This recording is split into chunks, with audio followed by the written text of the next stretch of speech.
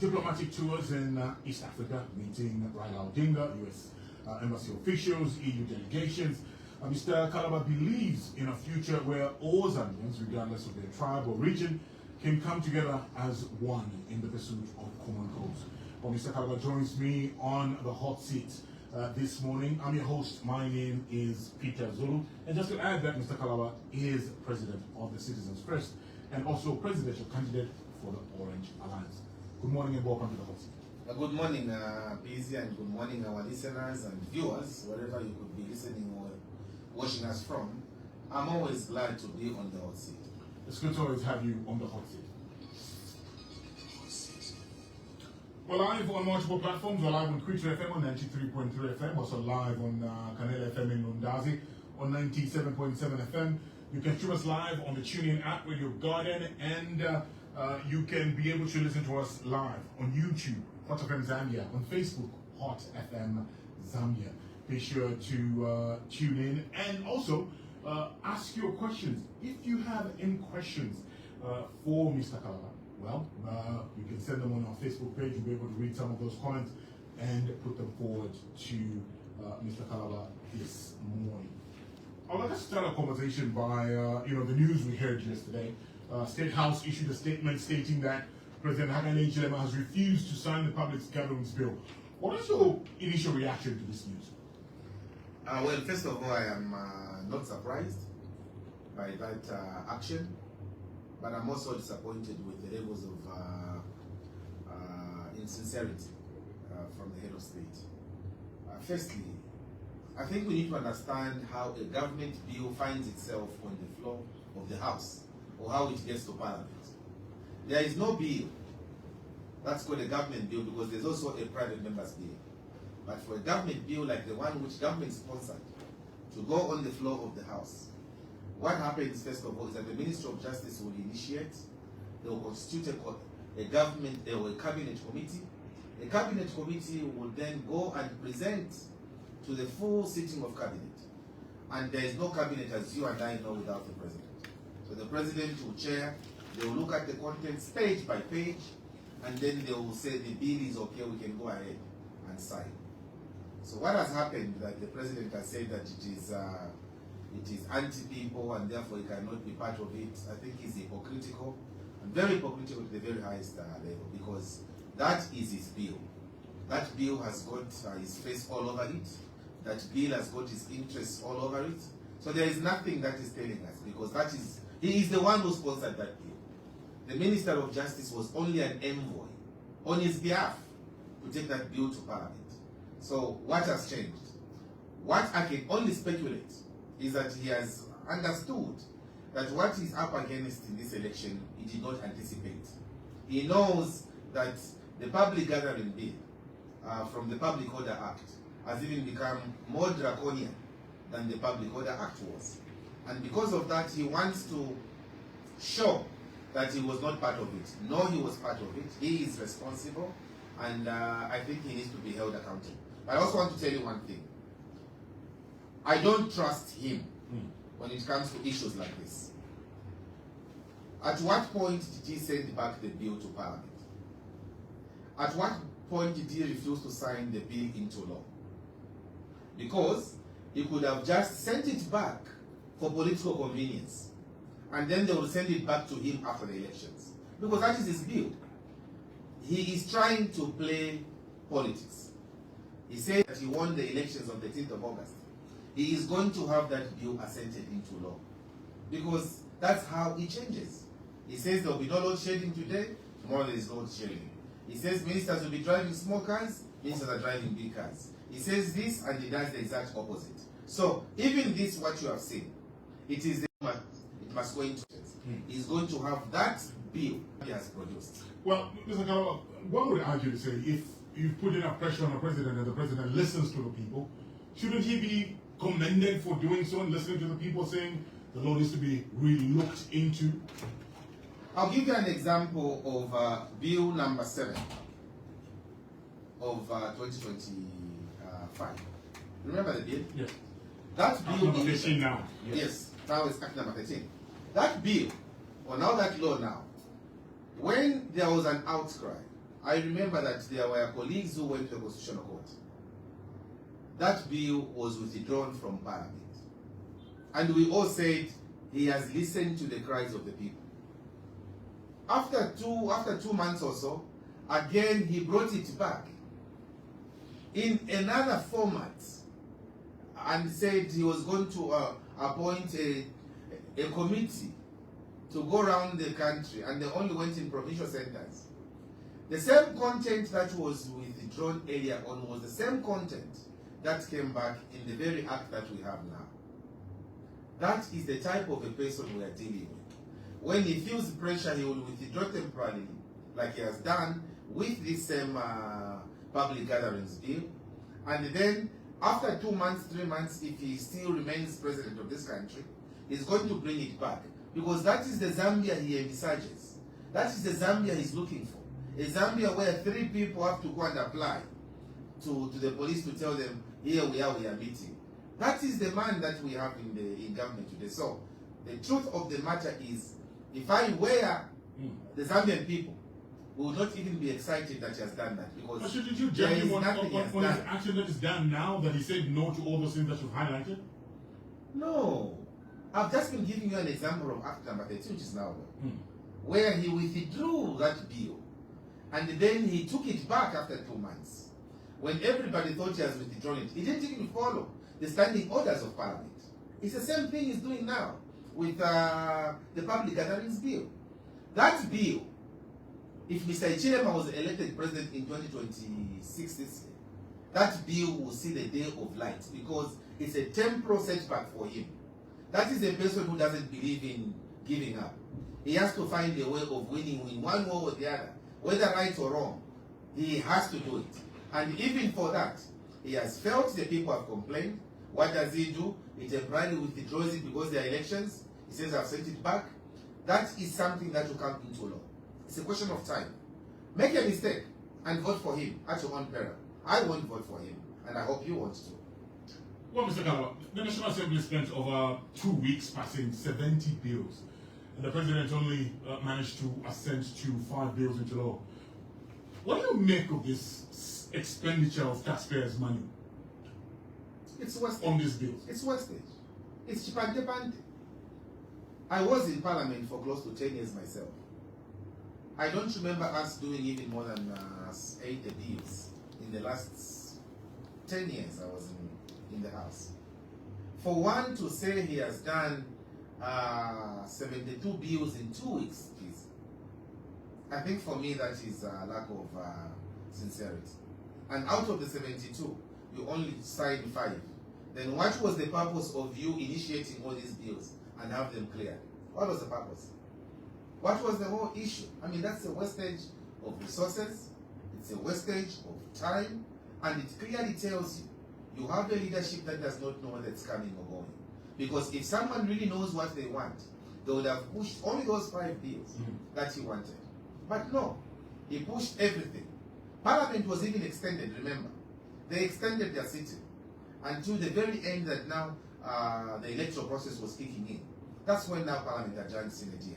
Why did Parliament spend money keeping members of Parliament in the House, burning candles in the House, when the president knew that he was only interested in 5 bills?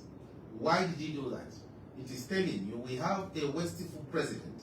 We have a man who does not understand how governance operates. We have a person who needs to understand now that what is important is to prioritize the people and not his own interests. Because when you look at the bills that he has signed, it's his face all over there. It's his interest all over there.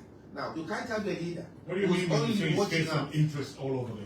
The 5 bills, that is. Look. The free education law that was... The free education law, which he says now has become law. Yes. Again, it is a political tool he wants to use. He's using everything for his own political interest. That is the very reason he has sent back the public gatherings bill to Parliament. It is political scheme he wants to save. What he thinks the public will react against, he will delay to sign. What he thinks the public is going to take, he will quickly append his signature because that works for him. Anything that he does is about his own personal interests. I think Zambia has reached a point where we don't need leaders of that format. We don't need leaders of that nature who do things simply for their own interests. I think Zambians can read in between the lines. They can see that clearly everything that he's doing there has got nothing to do with the Zambian people's interests. What are your thoughts? I'd like to get your thoughts on this. What are your thoughts as the Orange Alliance on free education being law? Because I was listening to the president yesterday when he was addressing members of the UPND Alliance saying, or the people that would want to come back or just take over him, would want to reverse these laws and not give you free education. What's your policy as Citizens First and Orange Alliance on issues to do with free education now that it's law? The Orange Alliance has never been against free education. We have always advocated free education. In fact, if you look at the CF manifesto, we even go further up to the university talking about free education. But it is not just free education in way. It's free education in spirit and deed. We want a free education that is going to give our children quality education and not just quantity. What we are having right now is quantity. You have 100 children against one teacher. The ratio itself is prohibitive of quality education. So what we want ourselves as Citizens First, the Orange Alliance family, is to ensure that we have free education that is going to remind us, like the free education that we had in the Kaunda time. I'm a beneficiary piece of free education. When we had free education, we never bought books. When we had free education, we never bought pencils. When we had free education, we were being given some food every other day. When we had free education, we had good desks, we had quality teachers, and you could even see that this is free education. And during the free education that we had, we used to have the children of domestic workers and the children of ministers in the same class. And I'll give you an example. Myself, as you see me here, my father was a minister here, staying here in Longacres. And I was here at Lusaka Boys. That's where I was. This is my school. At Lusaka Boys here, I was in the same class with Edward Chigaga, the son to the former Minister of Finance then, Mr. Gibson Chigaga. I was in the same class with Kafuta Mulemba, the son to the Secretary General of the party at that time, Humphrey Mulemba. But I was also in the same class with a guy called Simon. Simon was, his mother was a domestic worker in one of the homes of ministers. I was also in the same class with a guy who was working from our own yard at our ministerial home there. Same class. And as it came to academics, they used to put us in groups. You know, there was group 1, there was group 2, there was group 3. One of the people who were working in our yards was even sitting in group 1 at the very first table there. And I could have been, I was in group 1 as well, but I was not sitting at the very first table because I wasn't the best in that class. But the guy whose mother was a maid was sitting in the very first desk. Kafta wasn't sitting there. Edward was not sitting there, Edward Chigaga. Kalaba was not sitting there. But we were sitting rows behind someone whose mother was a maid working in the minister's compound. The point I'm trying to make here is, it didn't matter whether your father was vice president, whether your father was prime minister, whether your father was cabinet minister. It was free education.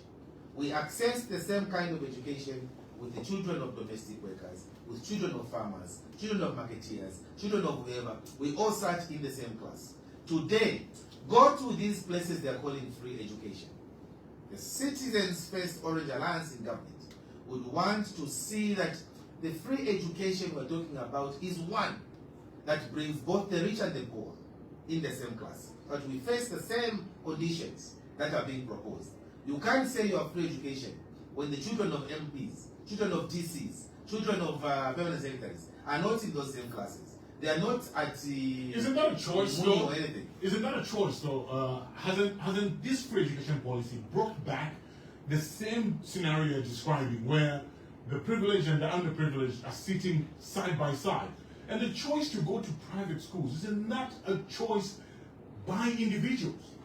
I'll tell you that before, do you know that before going to a private school was frowned upon? We all used to refuse to go to private school. Because why? There was this feeling that going to a private school meant that you are not good enough. You were not intelligent enough to be in the same mainstream schools like everybody was. So going to private schools at the time that I was growing up myself was frowned upon. We all didn't want to go in private schools. I remember that there was an attempt to take some of us at Treetops Primary School at that time. And we all said, I can go to Treetops. So you had a choice. It was your own choice. But now listen, that choice was not because Treetops had quality more than Lusaka boys. The choice was, the public perception was that the public schools were the best. That is not the situation as it is now.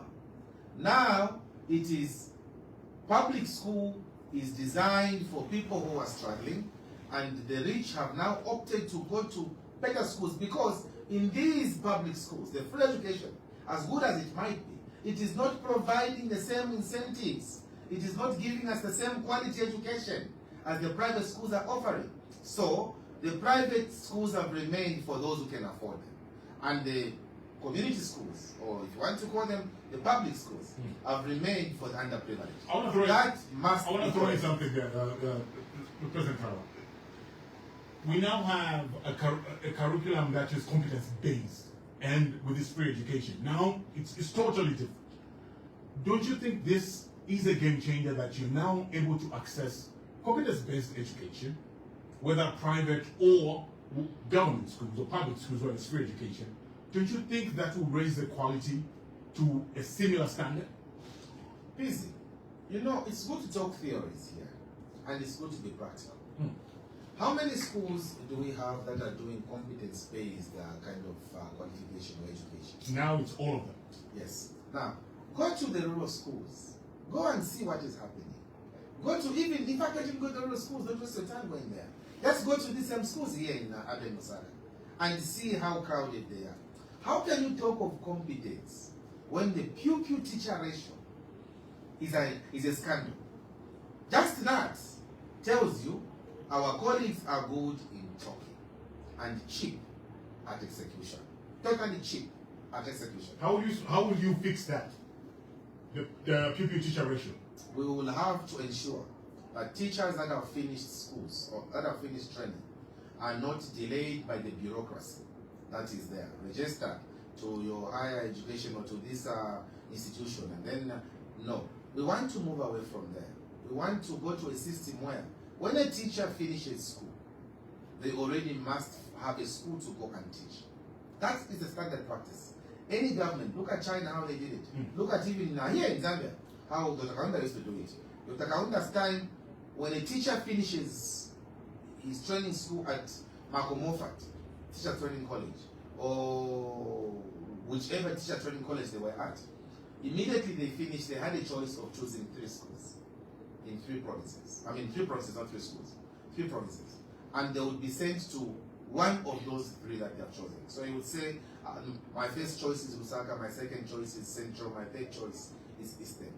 One of the provinces will come out for you. We need to go back to that system, because we have got more teachers today in the compounds than in the classrooms. We want to remove them out of those compounds ourselves, take them back in the classroom where they belong.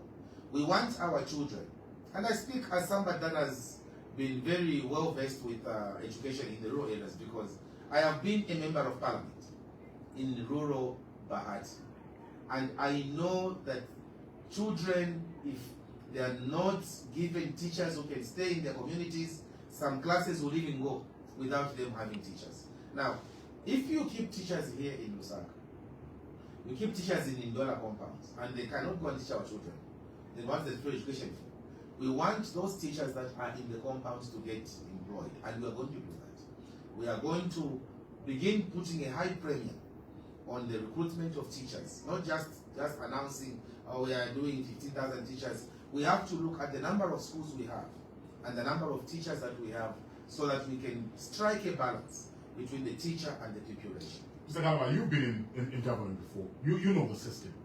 I'll give an example. You talk about bureaucracy. It's something that President Hichilema also complained about earlier in his presidency. A lot of bureaucracy when you try to get things done quickly.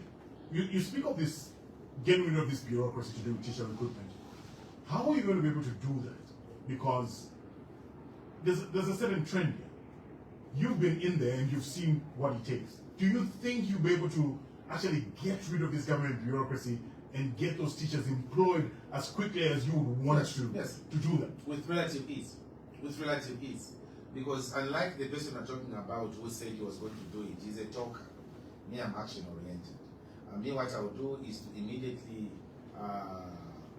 convene cabinet and ensure that we suspend or we change the processes of how teachers are taken into these schools, because that is going to give them a leeway to go into schools immediately finish their colleges. I'm just telling you about what was happening in the past, and I think that is the way we should begin thinking and looking at our teachers, even our doctors, by the way, not only teachers, even our medical personnel. Is it possible? Clinics Is it possible, Mr. Kalaba, to still have, jobs wait for people with the current population? When you take it back to the olden days, Zambia's population was very, very small, and obviously the educated were very few. So the moment you graduate, obviously you would be snapped up. But with the amount of universities we have, with the number of people getting an education and graduating, and the number of graduates we're producing every year, do you think it's possible to have an environment where a job is waiting for that student at that university? We are discussing the essential industries here. Yes. We are talking teachers. Teachers, doctors, like you're talking doctors. Yes. And as the population has grown, so have the hospitals been built over the years. So are the many patients we are now having. And because of that, this is more teachers to go and teach our children in those schools that we have built, in those hospitals that we have built. It is because the population of Zambia has grown. You can't have a situation when the population has grown now. That is when now you have doctors sitting at home. They're saying we are waiting for to be recruited. That's when you have nurses sitting at home waiting to be recruited. Go to these rural health centers and look at the number of people, or number of clinics that are going without medical attention. We are dying early. When you look at the life expectancy of this country, sometimes we're even dying from diseases we should not be dying from, because we don't have experts to guide us, experts to help us when ailments come. We want to change that narrative. And you see, they always say it is not possible until it is done. We in the CF Orange Alliance are determined. We are convinced that a better Zambia is possible. We are convinced that teachers sitting in the compound should not be wasting their time watching Telemundo when in those compounds are seated in. They should be in the classrooms teaching our children. Those doctors, those nurses who have spent time in the colleges, they should not be in their homes. They should be in the hospitals. They should be in the clinics, treating our people, so that our people don't die of diseases that they shouldn't be dying of as a result of experts. I want us to go to the campaigns now. It's campaign time. You've been very busy. I noticed that you were up north. You went all the way to Serenge. You went up north all the way to Wapula province. You were supposed to have a rally in Mansa, which you cancelled in order of Nkosi Yamankosi presenting the fourth. All that. So you've been following this? Yes. You've been very busy. I've even followed when you went to try and buy tomatoes in Linda compound. You did follow? Yes. And I saw what was happening. I saw the activities there. So, how's the mobilization going ahead of the August 30th general election? We are on course. We have had a situation where we have to now reorganize the program. Next week, we are in another region of our country to now begin the rally program. We should have started rallies last week, but because of the passing on of Nkosi Yamankosi, may so rest in peace. And I want to say thank you very much to the CF Orange Alliance for being represented there at the funeral by Honorable Mawere. He was there, Moses, to represent all of us. We thank you, President Mawere, for being there. We also want to say that we want to commend the people of the Ngoni people and the way they arranged the ceremony to send off their king. It was good to see culture being displayed at its very high excellence. I think that's the way it ought to be. We are a cultural people, and when we see things like that happening, we we honestly pay gratitude. So the rally was cancelled. So next week we start rallies, then we proceed. I am going into the northern Chinga province next week. Comrade Mawere is going into eastern. President Savoy is moving tomorrow into western province. So all of us are now going into different areas to take the message that Zambia can be better. We have tried enough, it's time to do it. To take the message that in the 5 years we have seen segregation at its highest. In the 5 years we have seen unemployment. In the 5 years we have seen poverty. In the 5 years we have seen violence. In the 5 years we have seen how a government can be very deceitful to its own people. It is time that the people change government. And we are determined to ensure that the people change government in our favor.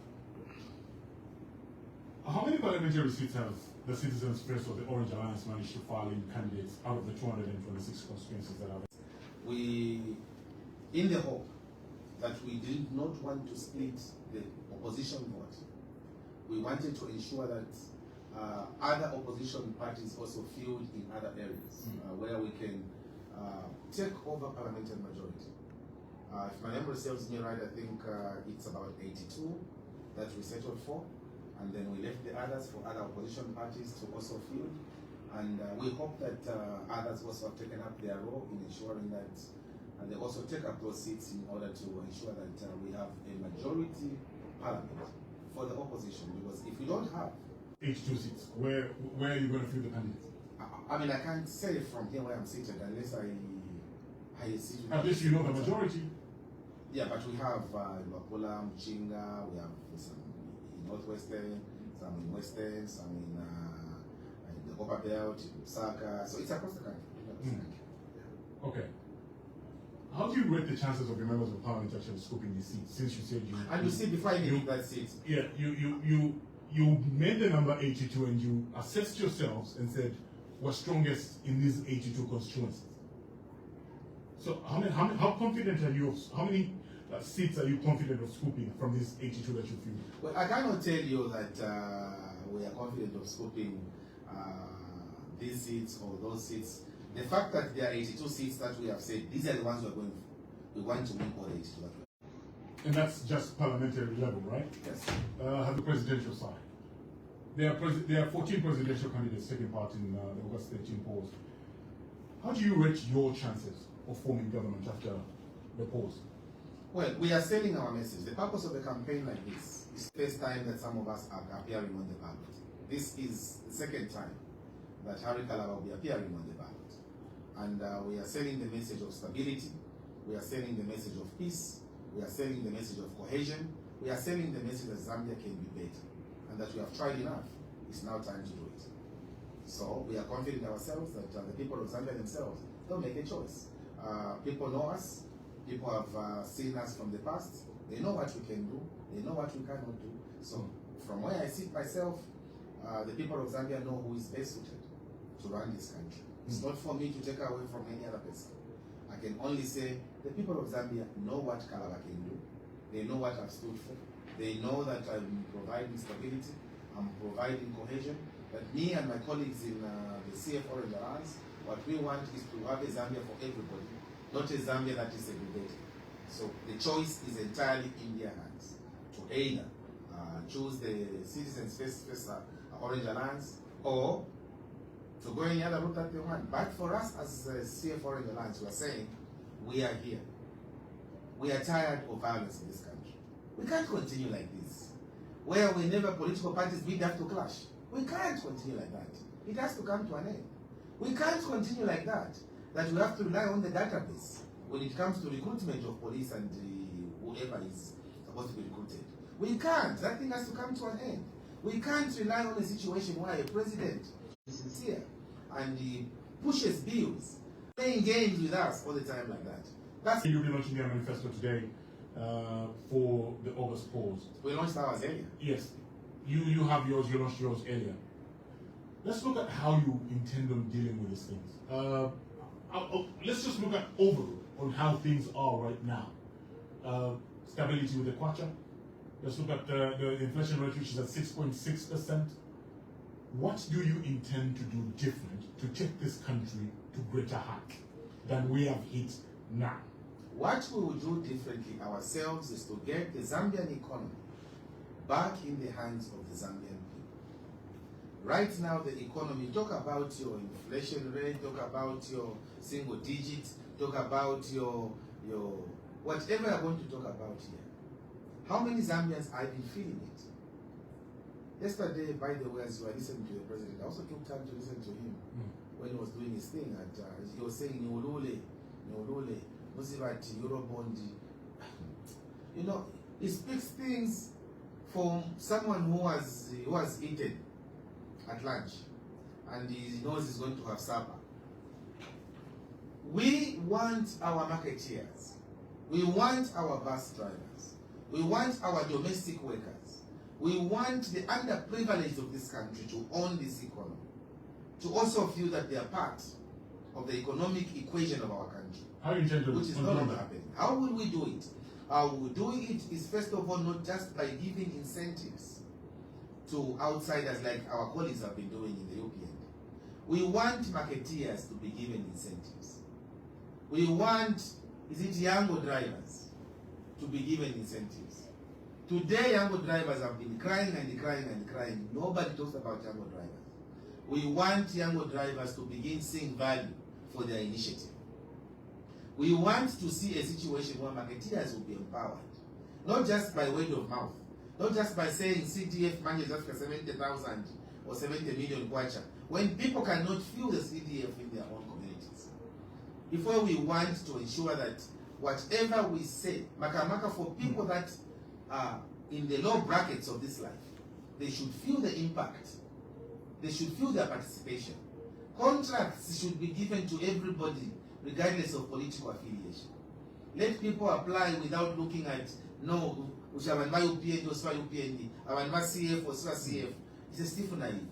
For as long as in Zambia, we have a situation where people are being segregated against. I want to throw some things at you that the UPND have set out as an argument also to the opposition. Issues to do with empowerment and feeling the impact of what's going on around the economy. You mentioned CDF and the marketeers. I want to find out how the Orange Alliance will do it differently. What will you do different to make sure that they're feeling that these marketeers actually feel the growth of our economy? The marketeers will only feel the growth of the economy if you divorce them from things like CDF and create a fund specifically for marketeers. A fund which marketeers themselves will control. A fund where the terms of reference will be made by the marketeers themselves. That is how marketeers will benefit. To put marketeers and lump them on CTF and go and apply, form cooperatives, that sounds a grandiose idea, but doesn't work that way in real life. If we understand that for them to leave their markets and to go and queue up Kuma banks and Kuma cooperatives, they are wasting their time. How will you do it? We are going to form market boards where funds will be controlled by the markets.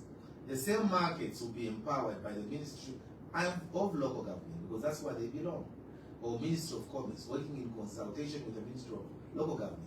We will create a fund for marketeers, put 100 million kwacha in there, and ask marketeers. It is the people who constitute the board who are part of the markets themselves, who are also marketeers, who will control that fund. So they will know who has been selling in those markets. They know who has been consistent in those markets. They know each other in the markets because they've got stands. But today when you tell people to form cooperatives, come in office for CDF and go and get the CDF, that is simplistic. That is failing to assist your own people. So the system that we are bringing in, where markets, each market is given money, and the monies are administered by the people that they themselves choose, within the markets. And then they begin dealing with that money with an oversight supervision of the Ministry of Law, Government and Commerce. That is what is going to help the people. And it's more practical than telling people at Banking Loan are cooperatives. What? I don't want to be part of a cooperative. I started my business alone. I've been selling Kapenda, going to Mpulongo alone. I understand the course that I've been going through. Why do you want me to be part of other people again? If I want to be part of a cooperative, it should be by choice. But the fact that I'm not part of a cooperative should not stop me from participating in selling of or in acquiring that loan. If Soweto market has been given 100 million kwacha loan, we all apply. And they will know, oh, but I stand there, we have a paja, but I stand there with the paja, paja. It becomes easy to administer that loan. Look, we have seen these things before, and I call them white elephants. We have seen a situation where CEC along this road, CEC, which was meant to empower locals like you and I, it ended up empowering permanent secretaries. It ended up empowering the bourgeoisies at the expense of the local people. Is that what we want? The answer is a no. What we want now is to ensure that the monies intended for the people are intended for the people. So we are removing money from marketeers, that component which you have put on CDF. We take it straight into the market, where marketeers are not bothered to go and queue at the offices of the parliamentarians. They need to deal with their own markets because they understand their own environment. Because the market at Soweto is not the same market like the one in Chifu. The market in Chifu is not the same way as the market at Maiteneke in Mansa. The market at Maiteneke in Mansa is not the same way as the market which is Upumaula in Kasama. These are different markets with the different challenges. So giving them individual grants to deal with their own situations or giving them monies to administer as loans to give to their people will enhance them more. It's the same with bus drivers, minibus drivers. There is no fund for them. The CF Orange Alliance intends to create a fund for those colleagues of ours. We want to find out from you, how will you keep the cadres out? How will you keep the supporters of the Orange Alliance and Citizens First from interfering with these loans that this system that you've explained to us? Because it's one thing, we've seen it happen many a times. Different political parties, and we get the same complaints from ordinary citizens.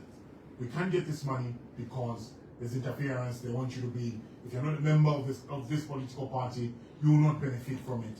Or there will be these members of these political parties running these places. And I say this because markets are a hive of political activity. In as much as they are trading in there, we do find members of political parties trading in there. How will you keep members of the Citizens First from keeping away ordinary Zambians that are not part of the party from benefiting from these loans that you plan on giving to the marketeers? Look, first of all, who is a cadre? We have to define that, who is a cadre, and I'll tell you my own understanding. Normally, a cadre, by my simple definition, is one who belongs to a party.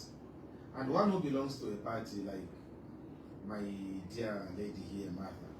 Martha might belong to a party of the Citizens First, but Martha is also an entrepreneur somewhere else. And when we'll be giving loans to entrepreneurs in markets, if Martha finds herself in Soweto market, if Martha is trading, she'll benefit just like other people are benefiting. What has brought about this thing of the so-called cadres having an upper hand over ordinary people is lack of resources going down to everybody. Because then you create layers. We in the CF Orange Alliance believe that the only way we can create opportunities for everybody is money is going to everybody. Once you do that, they themselves there, whether Martha is a Citizens First member and compared to Kapui, who might not be a Citizens First member, both of them will access funds. Because the people that will be electing Kalaba as president are not all of them members of our CF Orange Alliance. The majority of them, 98% of them or 99% of them are apolitical. Is this a conversation you're genuinely having with your members? Because we've seen this in the past where you say these things as president of the party, and your members start crying out to say they're not being taken care of, they've made sacrifices for you, they need to be rewarded. How have you handled that conversation? That's what I'm saying, that Zambia requires leadership. And as hard as that conversation might be, we must understand that even those that don't play an active role in our politics are also Zambians. And we have to take them on board. And remember, what is good for the goose is good for the gander. If you have a situation where you only have your party members benefiting, like we have seen in the ruling UPND. That is why they are going out in August. Because most Zambians have divorced themselves from what is happening. Most Zambians have seen that the UPND is not taking them anywhere. Most Zambians have seen that there is no way they can continue supporting a party where Mwayakupa Maini, Waipisha party, oh, UPND, Aba chairman wife. You go there, you ask at, oh, Abanwa UPND, Aba chairman wife. You go there, you ask UPND. So Zambians have come to understand that what is the top soup is for those who belong to the UPND. And they say, we can't sustain that. And our people in the CF Orange Alliance have understood that. That if you want to go far, go with everybody. If you want to go fast, go like the way the UPND has gone, and you end up the way they're ending up in August. Because these people are being kicked out. Now, they're being kicked out for one simple reason. They ate alone. They ate alone. And because they ate alone, Zambians are dealing with them as well. So, when it comes to votes, they're struggling. How can a party that has only been in the government for about 5 years, 4 years, 9 months, or 10 months, how can they be struggling the way they're struggling? 4 years, 10 months is like they have been in government for the last 30 years. Then you realize they took time empowering themselves. They took time in looking after themselves and not the ordinary Zambian. And because of that, because of their greed, we the Zambians have said we are not going to sustain your greed. We won't do that. Chochi Velesh, you will not do that. You've been greedy on your own, and the same greediness that you had is what is going to help you in the ballots. We as Zambian people have said no. We are all voting for Kalaba CF Orange Alliance, and we make progress. Okay, let's get to mining, because you touched on this. You said the UPND is giving incentives to miners, to the mining giants, and we want to find out how you will do it differently now. What's your plan as far as mining policies are concerned? And also, what are your plans with artisanal miners? We've seen that there's a huge rush of artisanal mining happening around gold, one of the minerals, which is being mined mostly by illegal miners or artisanal miners. What's the Orange Alliance's plan on that and generally mining itself? I will tell you first of all, I want to correct that statement. Yes. You just said illegal miners, because I've never believed in that. The people we call, well, not the people we call, the people they call, the UPND, the people they call illegal miners, are people that have left their homes. These are people who have gone in the bush to fend for themselves. These are people who don't want to steal. And they have used their initiative, they go, they find gold, and they want to start dealing in gold while they're there. And instead of government saying, let's give you the same artisanal licenses, government says, get out of here, we're doing the parameter, we're going to exterminate. That's the language they used. We'll come and exterminate them. But they did give us some licenses. No, but not some. What Zambia needs is to go the way Senegal went. Zambia needs to go through the Ghanaian route. In Ghana today, when you look at artisanal miners are producing almost to the tune of what these same large-scale mining companies are doing. Because everybody in Ghana has a small-scale mine somewhere. You know where they are getting some 1 kg gold, this one is getting half kg gold, that one is getting, but they have the license. So you are just that they have a more organized system. They have a more organized system, and they are more caring for their people. Isn't that what the UPND are trying to do by giving these miners artisanal licenses and trying to get some sort of organizations with this mining? Not busy. The UPND has not been doing that. What the UPND has been doing is to chase people from their mining areas, and they take the police and fence off. What has happened to Sujilite in this country? Nobody talks about it, because they sent the police to go and fence off Sujilite mines. What happened to gold in Kasenseli? They sent the police to go and fence off those people. What happened to gold in Impika, in Munirunga? They sent the police to go and fend off those places. What they should have done is to send the cadastre department to go and issue artisanal licenses there instead of the police. When you have 2,000 people, 4,000 people in there, it is a blessing, because when government can give those people licenses, it means that government knows that once you give more licenses, artisanal licenses, those people are going to pay more taxes, and your resource envelope balloons. Again, We they did give out those licenses. no, but how many did they give out? Please, don't just advocate for things that they just tell you on phone that we have given out. Where are the people that have given out those licenses? Because the people are still complaining. I am talking to people who have been working in Kasenseli. I am talking to people who have been working in Kanyele. These people have not been given documents. These people have been removed from the areas they found. What has been happening is that once you find an area, you leave Kanyele in Impika or Kasenseli in Munilunga, you come to the Cadastre department here in Lusaka. They'll tell you come tomorrow. When you go tomorrow, they'll tell you, oh, it's already gone. When you say it's already gone, when you scratch, you find that it's a UPND card that they have just allocated the same day when you found for them. Now, that is not what we're talking about. We want to see the Cadastre department going to Kanyele, going to Kasenseli, going to Mufumbwe, where these people have found God and we are failing to empower them. We want artisanal licenses given not to the constituency chairman.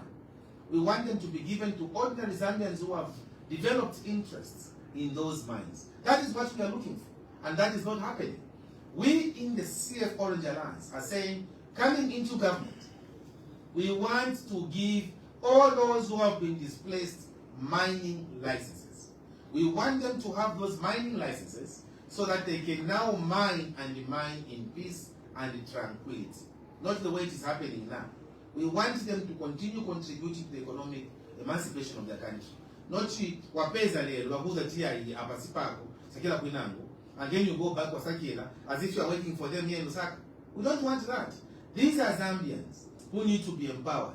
These are Zambians who should not be harassed. And we are stopping the harassment of our small-scale miners. We are stopping the harassment of people who have left Kitwe, people who have left Lusaka, they have gone in the bush. These people need our protection now more than ever.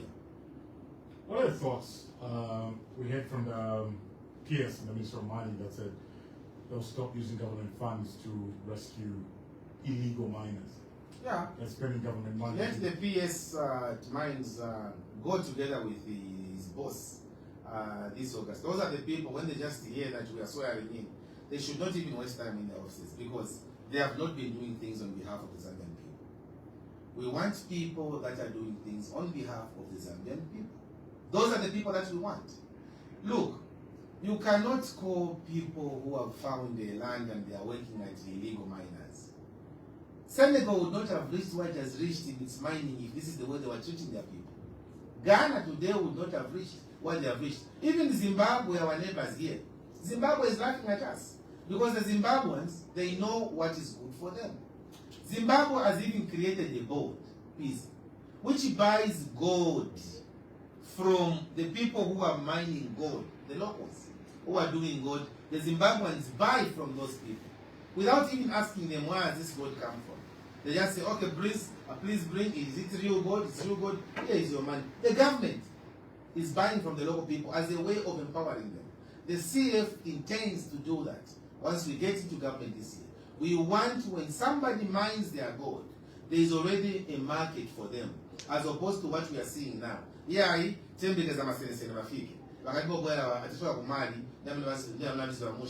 no, this is their country. Give them an opportunity. You are government. You know the price which is happening at the London Metal Exchange, the LME price. You know it. Give them the correct price and encourage them to go and work. The more people you have who are wealthy in a country, the more the country becomes wealthy, as opposed to what we have now. Let's compare, this situation with the big investors. You mentioned that they are incentivized, over-incentivized by government. What's your policy?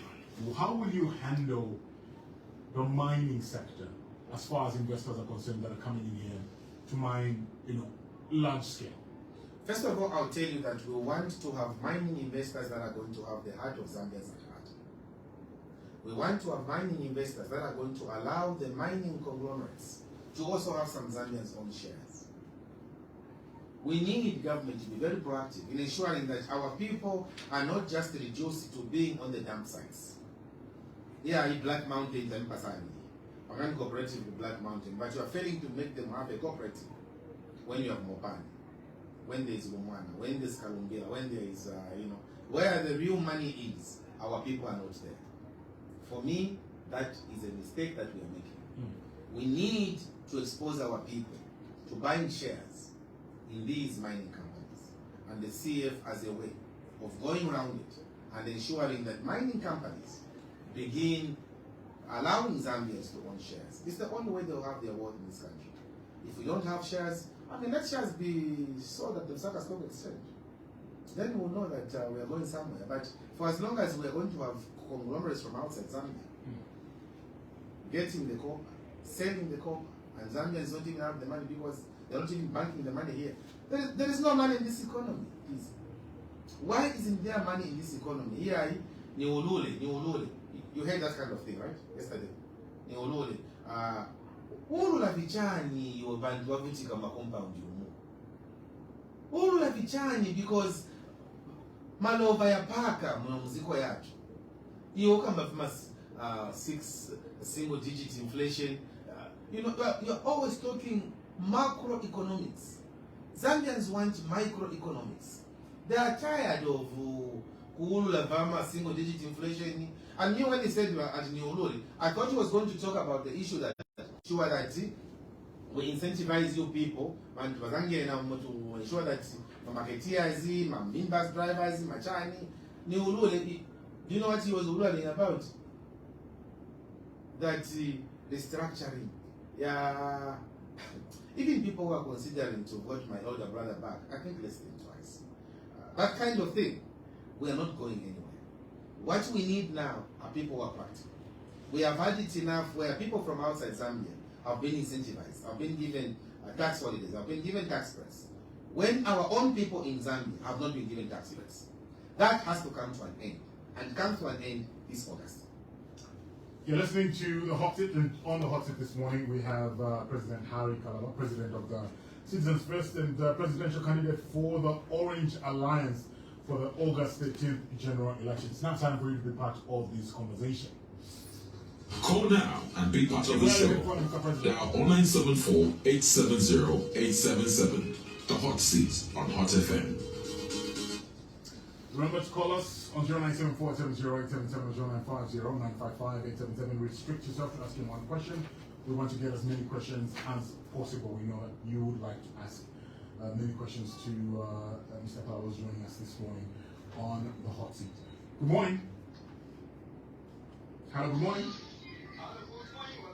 Morning to you. What's your name? All right, well, Moses, we have President Kalaba in studio. What's your question for him? My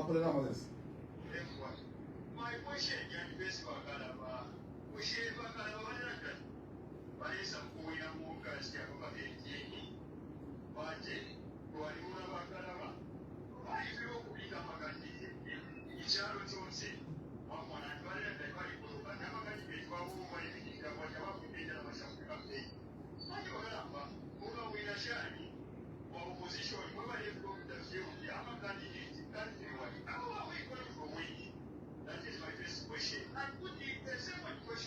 I asked, Moses, because of time, I'll only ask you to just ask that one question so that we get in as many questions as possible. Thank you very much.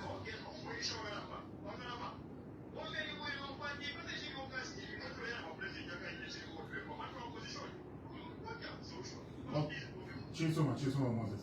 It's 0974-7077, 0950-955-877. We'd like to hear from you this morning. Remember to restrict yourself to asking one question. We get as many questions as we can. Good morning. Morning to you. What's your name? Good morning, Peter. Please go ahead with your question, Peter.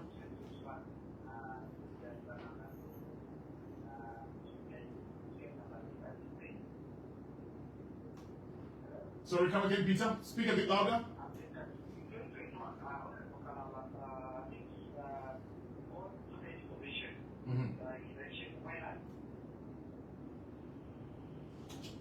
He's asking if you were third. Yes, I was. Yes. I thought he was asking a question. Oh, yeah. Please go ahead. Yes, we can. Please ask your question, Peter.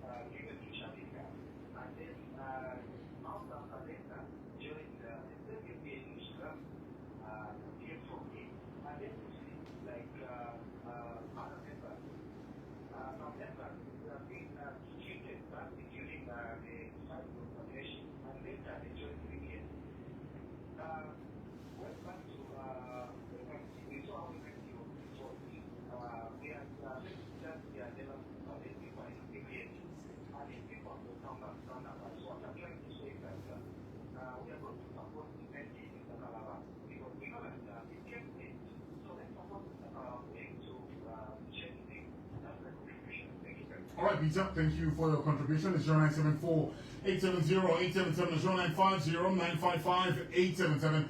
We'd like to hear from you this morning. Do call us up now if you have a question or contribution. Call us up now. We'd like to hear from you. Mr. Kalaba is here to tackle your questions. Good morning. Good morning, sir. Morning to you. What's your name? My name is Poniga, I'm calling from Osaka West. Poniga, please go ahead with your question. Good morning, Mr. President Kalaba. Good morning, Madam. Welcome to Mr. Kalaba, I have got one question for you. Thank you, sir. Did you adopt in Kembe stewards? Okay, that's your only question. If there was any adoption in Kiembe or Kembe? Kembe. Kembe. Stewards. Okay, all right, thank you. I think tackle those three, and then we'll pick up some more. I'll be very brief so that I can give chance to call us out there. Onigamwene, in Kembe constituency at parliamentary level, from what you hear, Madam Zit Kasuni has gone and opposed in Kembe, right? So obviously the answer is straight that the CF did not, the CF Rangers did not field, but we've got councillors in there. Peter, thank you so much for saying that you are going to support us. Yes, it is true, Peter. I came out third as Kalaba in 2021, and this time you've got the responsibility of removing me from the third position to take me to the very first position. That's a responsibility that you have. And don't listen to naysayers, people telling you no, because you feel like Moses City Market, parliamentary seats. Parliamentary seats in all the constituencies does not mean that it should be safe. Please, do you know that in 2021 we fielded 132 parliamentary candidates out of 156.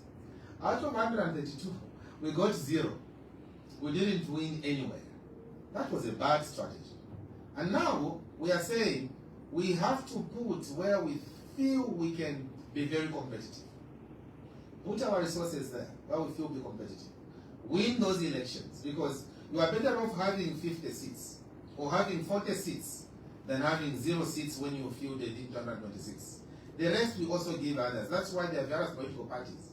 The rest of the parties can also put elsewhere, and we also put elsewhere. So those who are saying they are going to vote for Mr. Ichilema, it is your decision. If you are comfortable with the way he's running government and you think he's the best candidate, that is your choice. But for those who feel he's not our choice, we are going to boot him out this August. All right. It's 097470 0950 877. I'll start with one of the comments on our Facebook page. Someone wants to know that what is Mr. Kalaba's industrialization agenda as CF and Orange Alliance? I asked so because he talked about absorbing civil servants like teachers and nurses. Where is the money going to come from? Knowing better that recruitment in government departments is a cost and a strain to national budget. So please take note of that one, or maybe you can tackle that one, then we'll get back to the cost. Please, quickly, I want to answer that one. Thank you for the opportunity. Please, our industrialization agenda is clear. In fact, the hallmark of our party, of the CF Orange Alliance, is industrialization. We have said there is no way we can be growing cotton, and yet we are importing cotton, and yet we are importing jerseys, jackets from outside Zambia. We said we need to be making cotton jackets and shirts right here in Zambia like we used to do before. We are saying there's no way we can be growing soya beans, and yet soya chunks are coming from Tanzania. We have to stop that behavior. We should be ashamed of ourselves. We in the CF Orange Alliance are saying we need to begin getting value for what we are producing and create jobs right here. We have got copper in this country, but bullets are coming from China. Bullets are coming from outside Zambia. We say we are going to reopen Mpepeto so that Mpepeto can produce those bullets that we are doing. There is no way we can be saying that we have got Mukula tree, and yet we know that the sticks, the Chinese, the Japanese, the Vietnamese, the Malaysians, what they use for eating, they use Mukula tree. So why are we allowing our Mukula tree to be going to China. They make those sticks for their own eating methods. And we can't be creating those sticks for the Chinese. We need to have a strong person, strong leadership that is going to insist that no more exporting of these logs to Beijing. We want technology transfer. We want to begin making these same things here in Zambia, so that the money can remain here, so that jobs can be created here. That is the industrialization agenda. We are also saying, Zambia is one of the privileged countries on the continent of Africa that has got rare mineral or earth minerals. We have those rare earth minerals in this country. So if we have those, you have things like lithium in this country. You have things like cobalt in this country. If you've got cobalt and you know that the components, manganese, the component for these phones that we are using is cobalt and so on and so forth, why are we not saying we begin making batteries for Samsung here in this country? But these are issues that we cannot give to our friends in the UPND because this will be too complex for them. For them, they would rather deal with issues of Canona energy so that they can get our power, sell to other countries, get kickbacks. That's all they know. Anything beyond that, they will not do. All right. The number is 0974-870-877, 0950-955-877. If they're watching us live on stream on Facebook and YouTube, you can leave us your comments, your questions there. Just type in your questions in the comment section. We'll be able to read it and put it forward to Mr. Kalaba in studio. 0950-955-877. Good morning.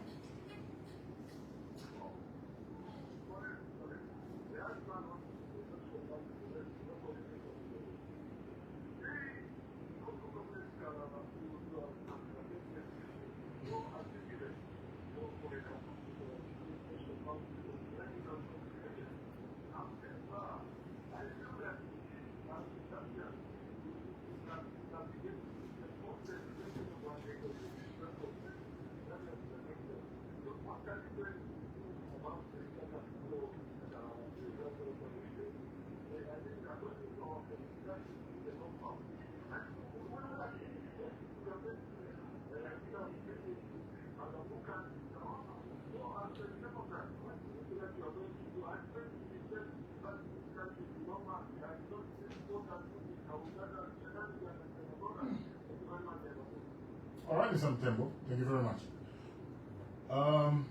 Would you like to respond to that now? I didn't hear what you were saying. He's talking about what we've seen happening in Mazabuka.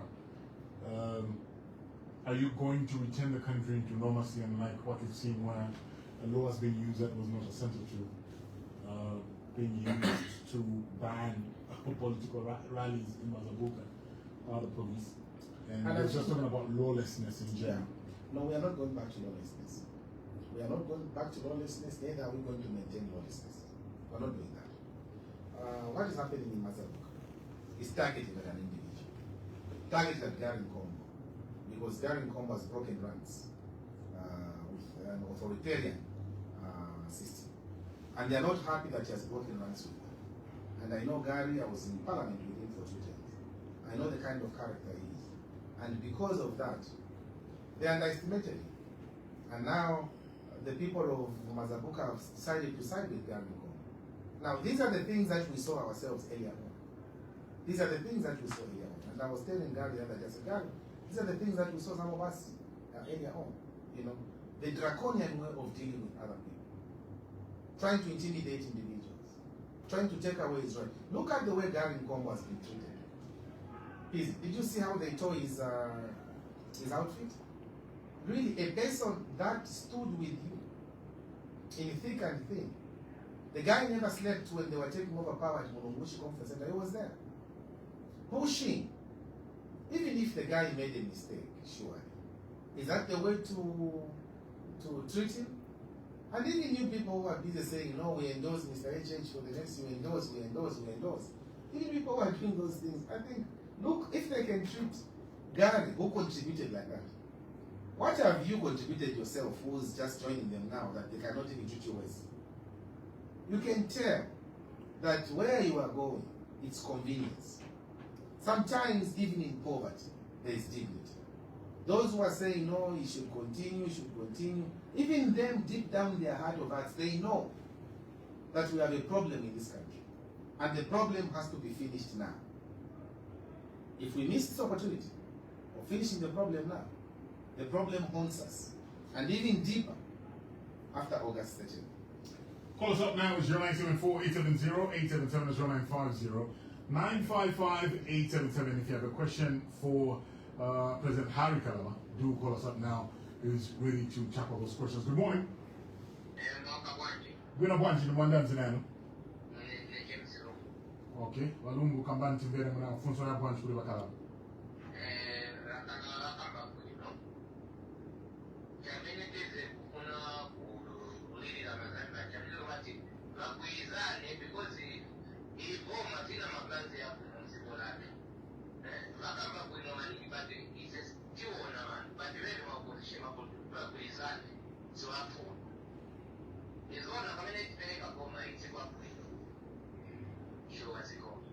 Alright, Zikomo Walungu. 0974-870-877, 0950-955-877. Call us up now. I'd like to hear from you this morning. This is the hot seat. Get in your question. We'll be able to, Mr. Kalaba will be able to tackle it. Good morning. Good, how are you doing? What's your name?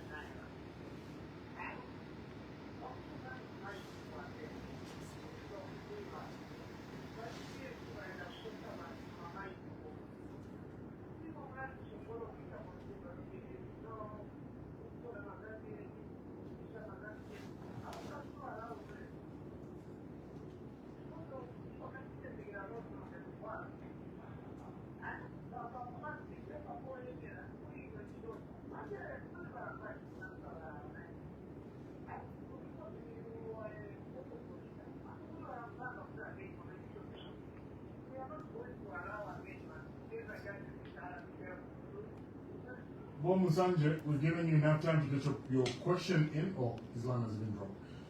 But thank you very much. I think President Kalaba has got your point. It's your 974-870-877. Let's squeeze in one more so I allow you to tackle 3 questions and then we go to social media. I'm seeing a few questions being posted on our socials. So if you have any other question, I'm about to read more questions from social media. You can post them on our Facebook page, which is Hot FM.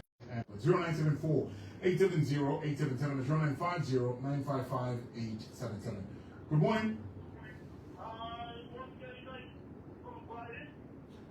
Mwishan Mkwai. Meeting them quiet.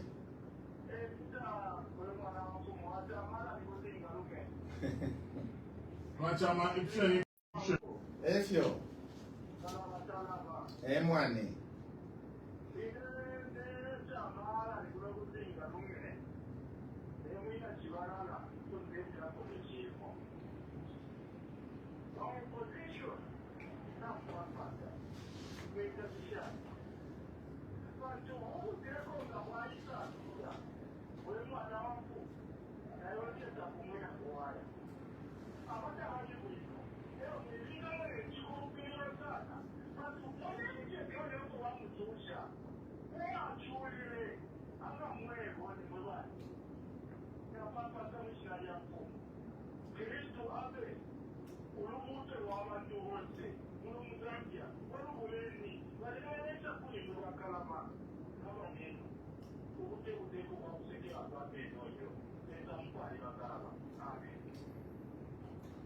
All right, we'll give you an opportunity to respond to those. Please, thank you very much. Thank you, James Mungu, Musanje, and Chamalan. James Mungu, and the government, a government city, a government, like your opposition will resign. And the same issue that Chamalan and the opposition was now, but in the other side of the divide. mukati oluveni vari kunsa vachamasa mukumbura vachamatwalishiwo kuti vakaende ichiremane rumba lyavo mapange vakwata yavangu for this country emulandu uine valanda vasunguti don't put your eggs in one basket if ichitika kumuntu anchikarifu kuti mushofinga chitika chavula pamwaya apa for now we have agreed nomunandi by the way I've been having meetings with my brother Brian and we have agreed, for instance, to ensure that in areas where we can collaborate, we should collaborate. We should be able to ensure that we protect the vote, put our resources together in vote protection, so that nobody is disfranchised of what decision they will make during that day. We are also looking at ways of making sure that we strengthen one another in areas where we are stronger than the other, so that the opposition can be stronger in that format. So that is one way that we are collaborating. Monsanje is talking about lawlessness, mines, the support of illegal miners and that's lawlessness and Asika Maronezo Chitika PF, Mamenenze. Monsanje, I left PF almost 10 years ago, but you can talk about PF. Manda Buisa Manini. It's a tikamba pankanza mezi chitika muziko yatu. Tikamba pa issues ya mene ba UPN yakajua kuchiti. Tikamba pa violence ya mene UPN ndi kondesi za manini.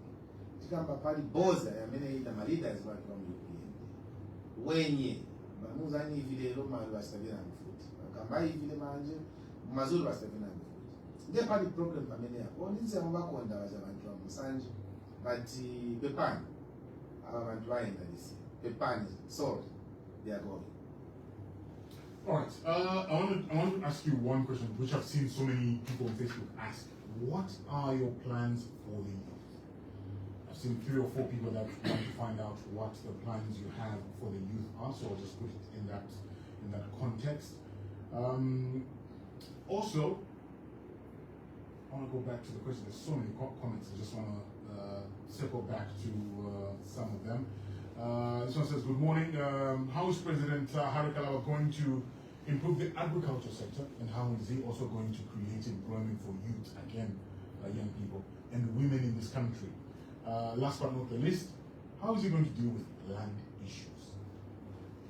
There's one more question here that we received. It says, good morning, PZ. Please ask President Kalaba how he will pay salaries for public service workers he wants to employ. So the ones you intend to employ, how will you pay them in terms of volumes and numbers? We'd like to find from you. Those are some of the questions that we thank you very much. Thank you. Please, I'll tell you that the plans for the youths are intertwined with our industrialization agenda. To get the youths out of the streets, there are 2 or 3 things that must happen. One, you take them out of the street and you take them in industries. That is where I was talking about the issue of us beginning to make those sticks the Chinese use for their eating, using Mokura. That is the point I was talking about, us beginning to make our own products here, shirts, trousers, using our own cotton, instead of getting them from Okambo or from other countries. So youth unemployment is tied to the industrialization agenda. If we can have our industries, but also for us, youth's emancipation also has an issue of empowering our youths. There is the youth fund, which we don't even hear about, which has been politicized. What we'll do ourselves is to identify youths not just here in Lusaka, but across the country. We have to involve our traditional leaders. We have to involve civil society. We have to involve the churches who form committees in provinces of how we can deal with the unemployment of our youth. Funds going in there, how they will identify youths who have proved that they're capable of doing it. Because the CDF that we talk about has not worked. It is not providing the required solution for our country. So we will need to divorce that and make it stand alone so the youth are prioritized. When you read our manifesto piece, the youth component is directly under the office of the president. We are following the Malaysian model, where SMEs, for them it's SMEs, small medium enterprises, are in the office of the Prime Minister. For us, we have taken the youth in the office of the President, because the youth challenges must be facing a President who is serious every day. He must wake up to the youth challenge, sleep with the youth challenge, eat with the youth challenge. In that way, the youth will have an opportunity to be heard, as opposed to waiting for 5 years. And then you are saying, one pound in that, iwe, funi kwende pa polling station hapa, such a pity. Iwe, don't mind iwe, no. I mean, those kind of jobs are going with this administration. So we are going to empower the youths in that direction, practical. The second issue is the same issue that I've asked in agriculture. You know, PZ, in 2008, the Chinese used agriculture. In fact, 1998, the Chinese used agriculture to take themselves out of poverty. They made sure that agriculture began answering most of the unemployment challenges that surround our youth unemployment. And it is true. Why are we still importing the food for chicken or feed for pigs from outside Zambia? Why should we be doing that? These are things we can be doing right here. If we had many farmers who are growing maize, given incentives to begin producing some of those things for our country, then exporting to neighboring countries. That is not happening. So for us, the youths remain a priority in that sector. We have also gone further to say, we will not just have one Ministry of Youth. We have said government will have a face, or will have a Department of Youth in every government ministry. We want to have a Department of Youth in the Ministry of Energy, because youths there need to be empowered. We need to have a Department of Youth in the Ministry of Education, because that is where youths are being churned out. We need to have a Department of Youth in Foreign Affairs, where I was, because that is why we need youths to go and do diplomacy, be absorbed in the diplomatic trends of our time. Those things are not happening. So we need to have the youth's life, and that's what we are going to do as Citizens First. So they are a #1 agenda, together with the women. For the women, we have said, women are the ones who have held our households. These women need to be empowered, and empowered strictly. We have got countries like Ethiopia that have women banks, and they get loans at very limited rates as compared to the ordinary rates that most women will be exposed to here. We want to have banks like that introduced in our country for the sole purpose of helping our mothers, for the sole purpose of helping that woman who has got an entrepreneurial mind and wants to change the narrative for their own families. We want them to go and access those monies, use those funds, without them worrying about the levels of interest they're going to put on top. How will you pay public workers, those that you're going to employ? Again, the answer has been answered in my prayer. When I talked about the issue of industrialization. Once Zambia begins industrializing, once the country takes over most of these programs we are seeing, and we are empowering our citizens, money will naturally be there. The money that we are seeing being externalized in the country will stay in the country. The money that you will get from manufacturing of bullets, the money that you will get from the blankets that you'll be making, the money that you'll be getting from the sticks that you'll be selling to Chinese, those monies will cover the deficit that we are having for our teachers that we need so very much, and the doctors in our public institutions. All right. I want to squeeze in the last bit with the social media questions. One coming in here from Winga. He says, good morning. Ask Mr. Kalaba, which key developmental programs and issues already under implementation by the ruling party, the UPND, will he maintain? And which ones, which he feels are properly being done? That one is coming in there from Mwinga. And there's one coming in from John Kwale. He says, Harry Kalaba, can you explain more about the issue of the human stock? How are you going to deal with millennial? And be patriotic as you answer this. Don't you think of working with, do you think of working with Nkombo in the near future? He wants to know, he's sent his message from Kabongo. One more message here from Jacob Zulu. I also saw another question which is similar from another individual that is from, that asks a similar question. It says, good morning, Mr. President. My question is, what are your plans about the road which is from Lundazi to Chief Shtumbulu in Lumimba Ward? And the road from Chipata to Mfue is very bad. Thank you. He wants to know your plans for those roads. There's another question to do with another road in the Eastern Province. But generally, what are the plans for that kind of infrastructure, road development? Thank you very much.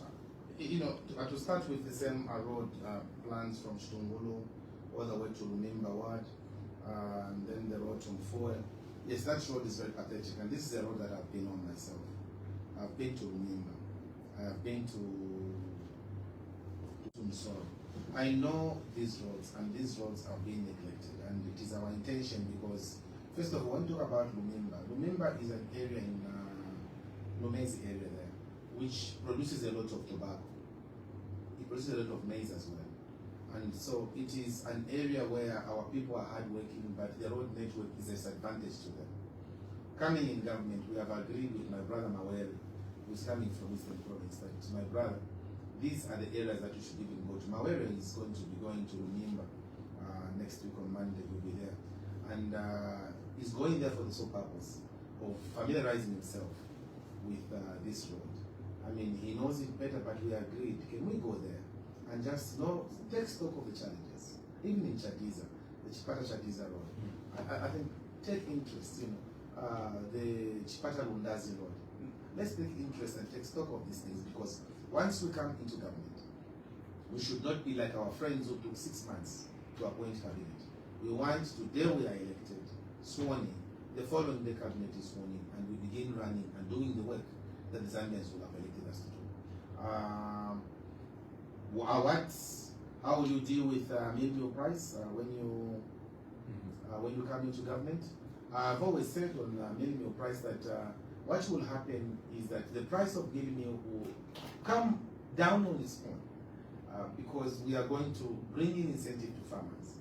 If our farmers will receive their seed on time, if our farmers are going to be helped to be given money back on time, if we will have many more scale farmers producing the crop of maize, if we can give farmers the hammer mills to produce the mini meal, so that they can, at their own levels, they don't just grow maize, but they're able to mill it as well.